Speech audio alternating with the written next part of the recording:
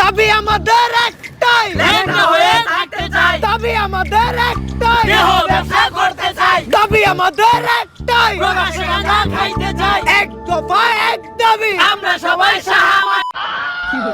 I শাহবাগী না শাহবাগী। ও হ হ হ শাহবাগী শাহবাগী। ওরা কি করতে চায়? ওকে কি গুড়া কিনে হয়েছে নাকি? ছোটবেলায় আমার যখন গুড়া কিনে হইতো তখন আমি ওকে মতো গুতগুতি ঠেলা লাফালাফি করতাম।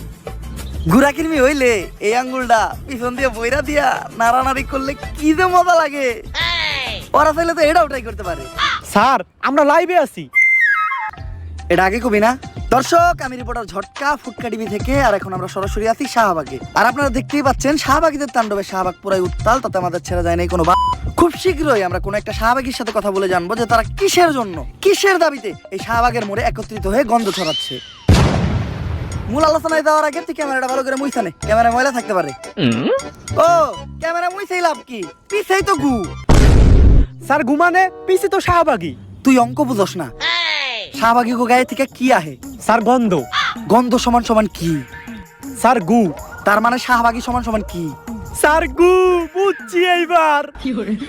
দর্শক, আমরা প্রথমেই কথা বলবো বেডা আক্তার বেডি উরফে ডান্ডা ছাড়া সান্ডা শাহবাগীদের একজন সর্দারের সাথে।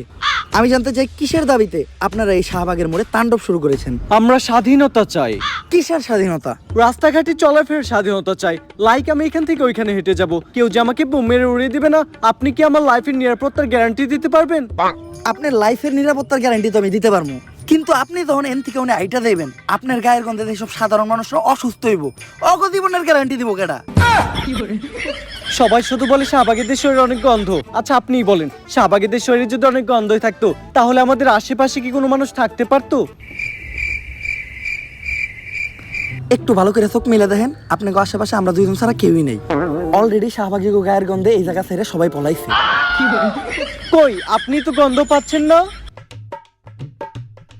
নাকের ভিতরে 1 কেজি তুলা ঢুকাইছি, তাও গন্ধের ঠেলায় টিকতে পারতাছি না।